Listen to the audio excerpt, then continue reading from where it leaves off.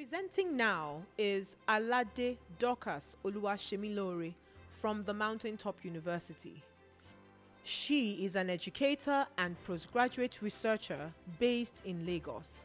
She holds a bachelor's degree in music from Mountaintop University, focusing on ethnomusicology. Her research interest has largely been influenced by the works of a few African musicologists. She teaches piano, saxophone, and music theory through her academy called Lore's Class, creating engaging, child-friendly lessons that make music accessible and fun. She has prepared students for Muson exams, led classroom instruction from primary to university level, and presented on topics like AI in Nigerian education. She is passionate about culturally rooted, inclusive music education. Please welcome Alade Dorcas Semilore for her presentation titled Unsung Matriarchs, Unveiling the Legacy of Women in Modern Nigerian Art Music. Good evening, everyone, and thank you for having me. When you hear Nigerian art music, what names or what personalities comes to mind? I frequently encounter names such as Fela Showande, Akin Yuba, Tunji Vidal, and Ayo Bankole. This made me perceive the Nigerian art music landscape as a predominantly male space. For too long, spotlight has predominantly shone on male figures, male composers, male conductors, and even male academics. This has created a narrative that, while celebrating important contributions, has unfortunately overlooked the profound impact of women. They are, in essence, our unsung matriarchs. This study aims to change the narrative and to negotiate the space of women in male-gendered space. Male-gendered. During an insight from feminist musicology by Koskov, I will look into the contributions of women to the Nigerian art music space. I will not only speak of their contributions, but how they've been able to assert their voice and agency in the cultural and professional male-gendered space. To illustrate this important legacy, this study spotlights two women from two different generations and their contribution to Nigerian art music as composers, educators, performers, and even artistic curators. Meet Rebecca Omodia, a Nigerian-Romanian concert pianist and cultural entrepreneur, and Professor Atinuke Layade, a Nigerian composer, scholar, and educator. Through their stories, this study explores how women have not only engaged in Nigerian art music space, but have contributed to the development of Nigerian art music. Rebecca Omodia.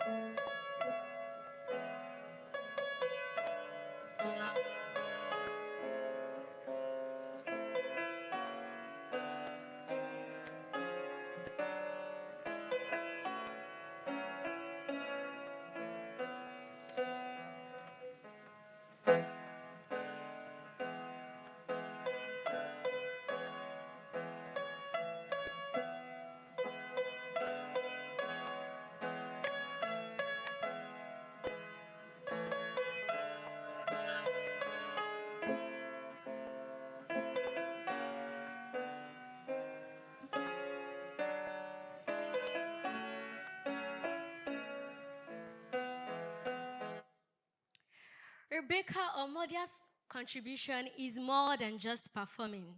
She is a cultural entrepreneur, a curator, and an artistic director. Her contributions in these roles have elevated Nigerian art music onto the global stage. Omodia, with her dual Nigerian and Romanian heritage, embodies the very cross-cultural fusion that is evident in Nigerian art music. She has dedicated her career to the performance and global recognition of African art music, especially African panism, pioneered by Akin Yuba.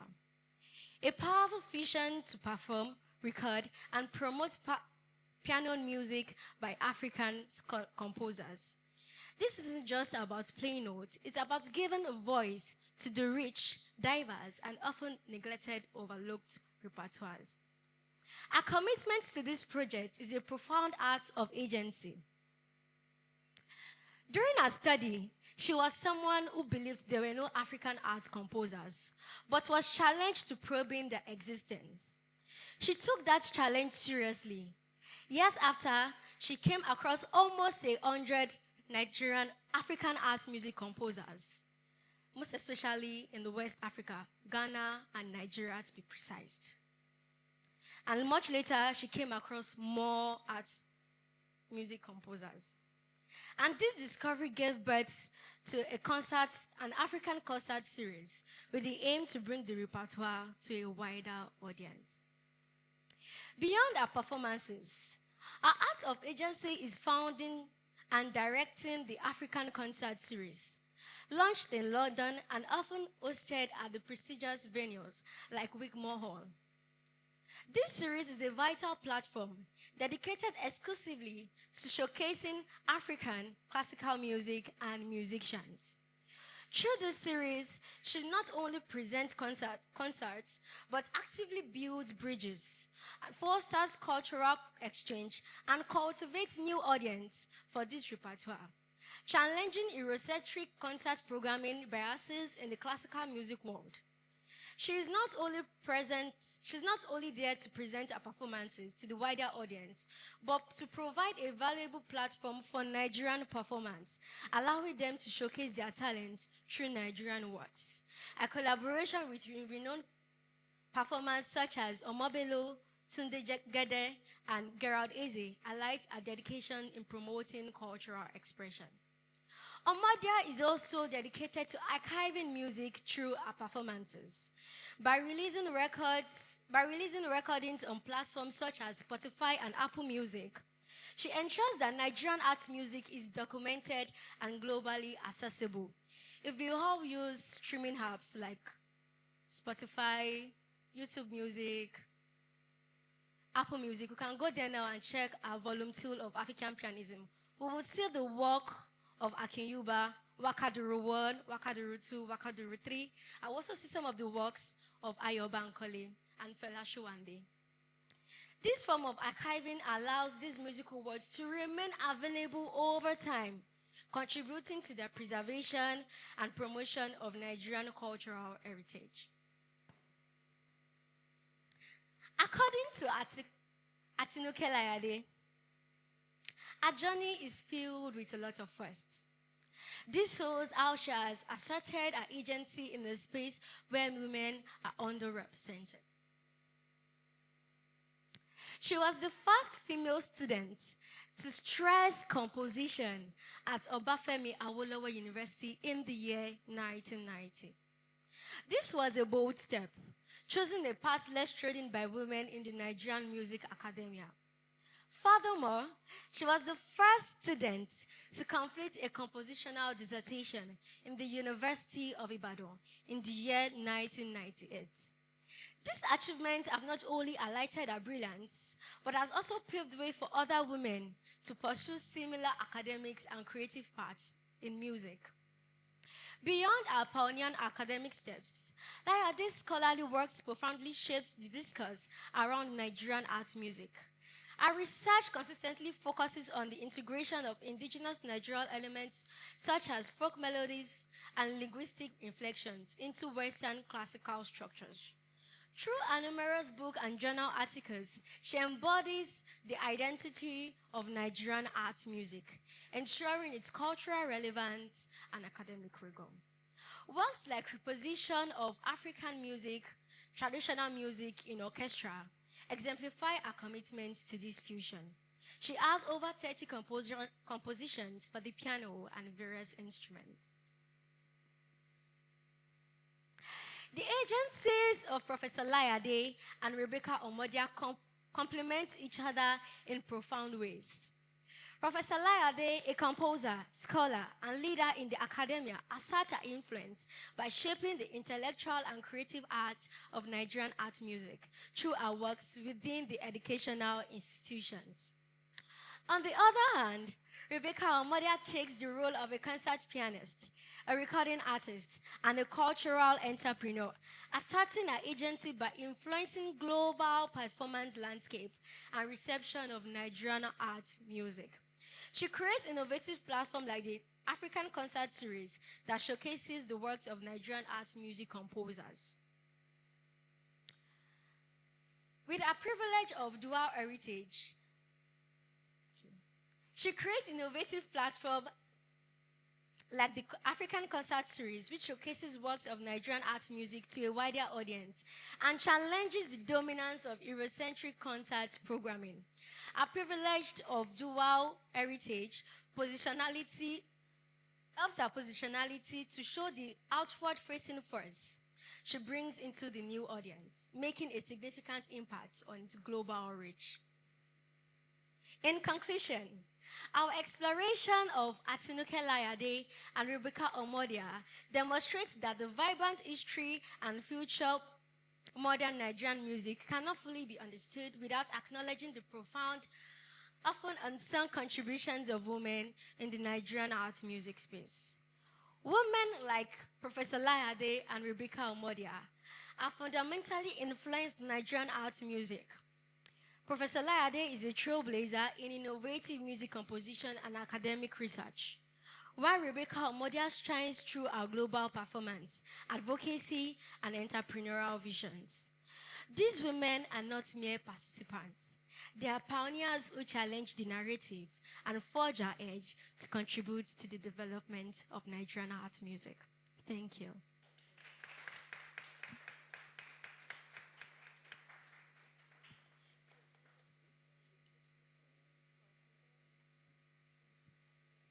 Thank you so much, Semilore. Okay, in case we have questions for Semilore or we want to take it further.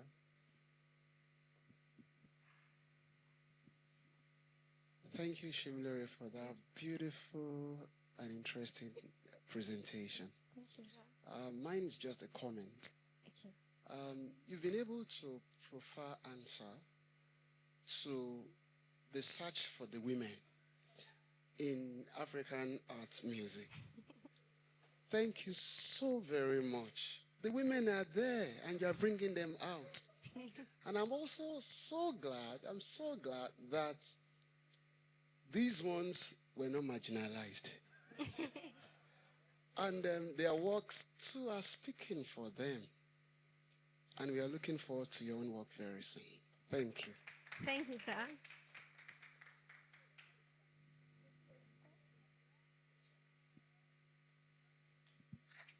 I enjoyed your paper.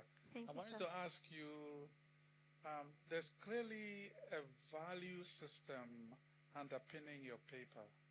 So in other words, when you single out somebody, you're saying they have made a contribution, and implicit in that is that others have not made the same kind of contribution. Please come again. Yeah, but so let's take Rebecca Omodia and her contribution to African pianism.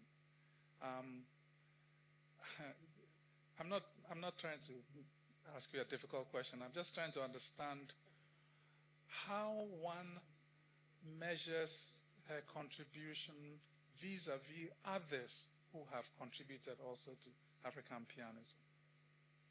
How do I measure a contribution? Yes. With others? Yeah, if you were grading various contributors to African pianism and you gave her, say, 10 out of 10, what about others? Are they all like 8 and 6 and 5? No. Or are there other 10s? They've all contributed in their various ways. Nobody can contribute the same way.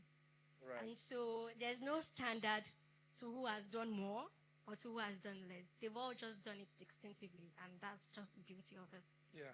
See, the reason I'm bringing that up is that she's a fantastic pianist. She has incredible technique. And that, in part, is responsible for, you know, the recordings she'd made, you know, all the hits you find on Spotify and so on. And I don't want us to lose that, you know? In other words, for others who may be aspiring to make a contribution, try to get a similar sort of technique going. So that's why I'm asking that. But one other small question. You mentioned her dual heritage. Yeah? Is there any implication there that a dual heritage, as distinct from single heritage or a triple heritage, actually has any demonstrable impact on how one contributes in the sphere? Actually,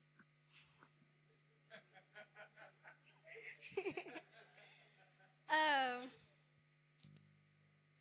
don't want to generalize, but sometimes the heritage does not have to do with it. But in her case, it was something that paved way for her. Her heritage was something that paved way for her. Her daddy, her father is an Igbo man, and her mom is a Romanian. And her grandfather happens to be a traditional musician. And so, coming to learn the works of our own family, that gave way to, gave her access to the Nigerian space. I don't want to get into musicology and all of that. But that gave her access, that heritage gave her access to the Nigerian art music space, gave her a deeper access than the access a non-African will have or a non-Nigerian will have. So that's it. Can I say something, please? I'm not trying to bail you anyway, but I just want to say something. So the point is about access. Talking about habitus now. Let's go back to body. Embodied privilege. Rebecca Omodia is privileged. She belongs to that category of privilege from that European context. The global media will listen to Rebecca Omodia than listen to somebody from Ibadan who is doing the same thing. Let's put it that way. So the global access for visibility of Rebecca Omodia is not necessarily about her playing Nigerian pieces. It's so much of her exotic position within that place. Yeah. So if we twist it in the other way, if she has focused on, she's actually a classical trained pianist, and she decided to come to Nigeria. So the privilege is twofold, it's two-sided.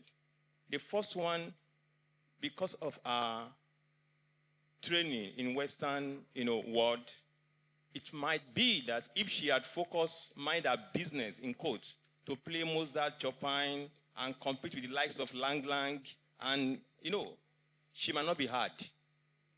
But coming to Nigeria might be a smart choice for her to take exotic resources to that space. If you go and check our interviews on ABC, BBC, they are all about, tell us about this more. You are this, you are that. So that is one.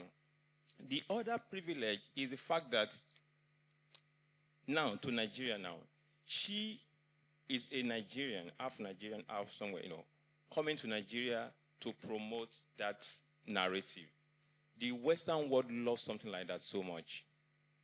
So she has that embodied access, let's put it that way, not even call it, privilege anymore. So she can enter anywhere than a pianist from Ajegunle, from Ghana, from Accra, from Winneba, will not be able to access, even if they, let's say, I'm very cautious about this, if they are very sophisticated than her in terms of performance or their repertoires, so that's just it. So it's about access. And again, we need to also know that skin command some forms of privilege.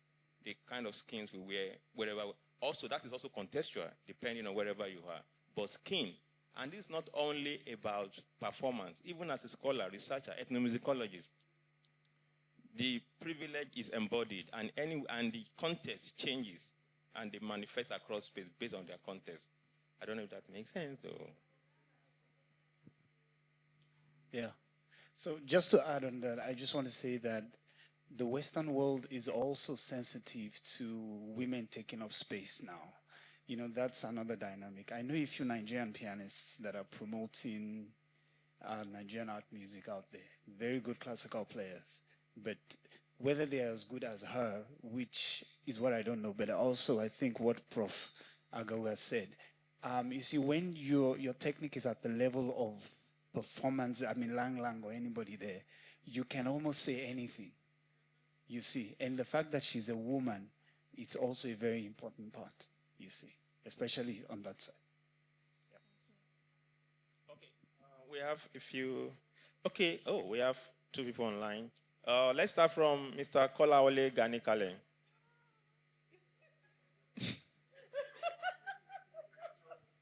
Don't worry, it's all right. Well done, Semilore. I must commend you. Mr. Ganikale, people said they want to see your face, please, perhaps. Oh, dear. I am actually in the midst of two things at the moment. That is why I'm not able to show my face. Just pardon me for that. Once I'm through with the other business here, then I will be able to show the proper background. Can you still hear me? Yes, we can hear you, please. Okay, great. Yeah. So, I was saying that your presentation is quite beautiful and much needed. I'm impressed that your work gives visibility to the powerful women who have shaped Nigerian arts music, and I especially appreciate how you showcased both of their performance and scholarly contributions. If I may, I'd like to add a small provocation, not just to you, but to all of us listening here, is that in highlighting these two outstanding figures here, I wonder how we might also begin to question the structure that keep so many other women invincible.